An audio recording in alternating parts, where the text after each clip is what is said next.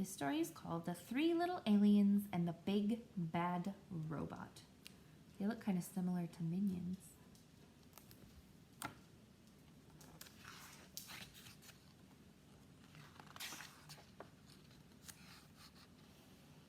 Once there was a mama alien who had three little aliens. They were called Bork, Gork, and Nikolazek. Bork, Gork, and Nikolazek grew up in an old-fashioned house in a snug, cozy crater on a tiny little planet. As the eons passed, their house got too crowded. Okay, let's talk about this crazy word right here for a second. Okay, Niklek-Wekzi. Now, that is a word. That is a very tricky word, and you have to sound that out the best you can. So I think I'm just going to call him Neckwigs, something like that.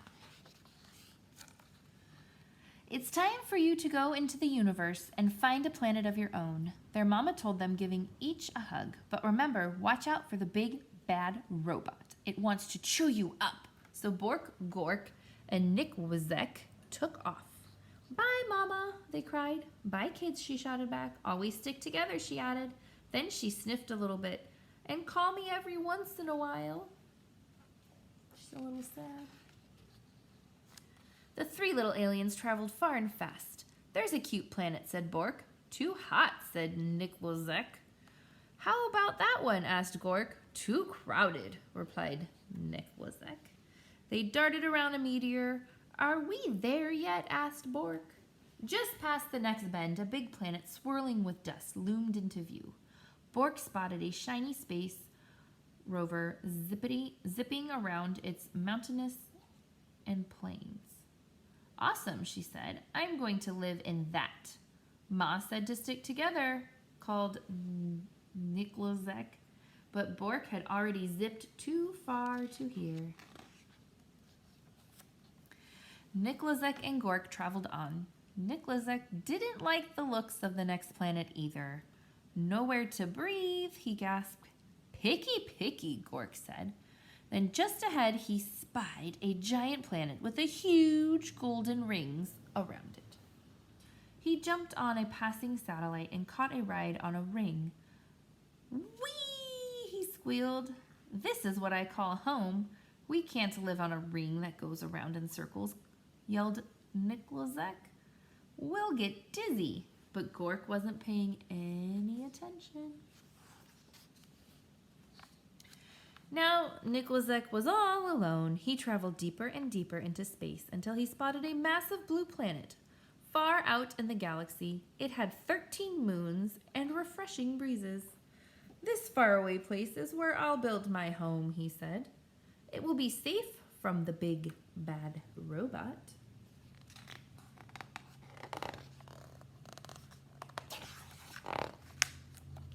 Niklazek found everything he needed to make sturdy walls. He gathered stardust to keep his home bright and found solar panels to keep it warm. Then he grabbed a tall, shiny telescope. This'll do for a chimney, he said, though no one had heard him. Rock by rock and row by row, Niklazek built the perfect house. When he was finished, he sat down and locked the door. His house was not very zippy or cool, but it was very safe, and there was room enough for all the little aliens. I hope they come to visit soon, said Niklazek. Then one galactic dawn, there was a rumbling in the universe. Greep, boink, meep, peedly, deep, ork, eep. It was the big, bad robot. He's got a lot of eyes. And I'm noticing these words are written differently, so you can tell that he's making lots of noises.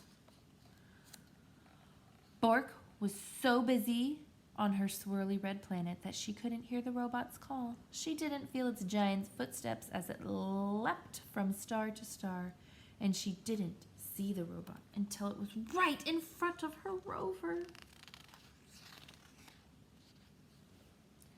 Little alien, bleeped the robot. Pull over, pull over.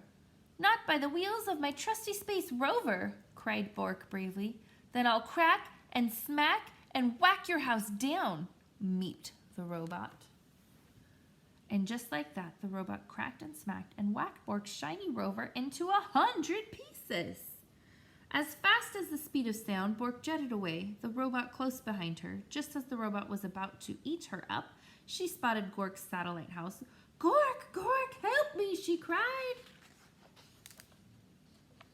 But Gork was having so much fun surfing on the rings of his giant planet that he didn't hear Bork's cries. He didn't see the robot chomping on comets and ripping open black holes until the big bad robot caught Gork's satellite in its huge metal claw. Little alien, it boinged, "come out of hiding." "Not by the orbit of this ring I'm riding," cried Gork stoutly. "Then I will shatter and clatter and scatter your house down," groined the robot.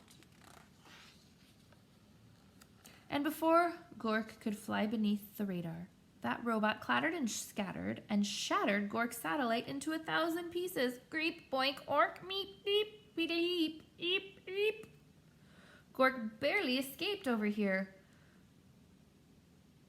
called Bork. "Stick together at the speed of light." Bork and Gork blasted into space with the big bad robot getting closer all the time.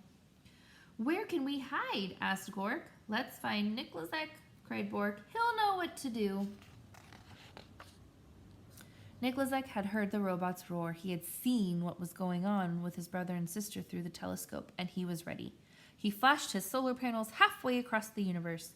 "There he is," cried Bork and Gork, and they zoomed to Niklazek's house as fast as a hurling asteroid. "Get inside!" cried Niklazek. "No time to waste." No sooner had Bork and Gork slammed Niklazek's solid space rock door than they heard the robot rumbling. Little alien, he squeaked. "Let me come in." "Not by the slime on my chinny chin," cried Niklazek. "Then I will smack and crack and whack your house down," zeeped the robot.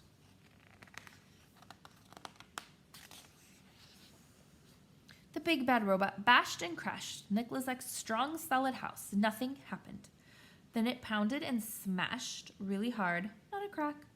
Then it loaded up its triple blaster and zapped that house, but good. That house would not fall down. So the robot forced its way into the little alien's house, right down the chimney. Greep, buddy deep. The aliens covered their ears and waited for the robot to chomp them up.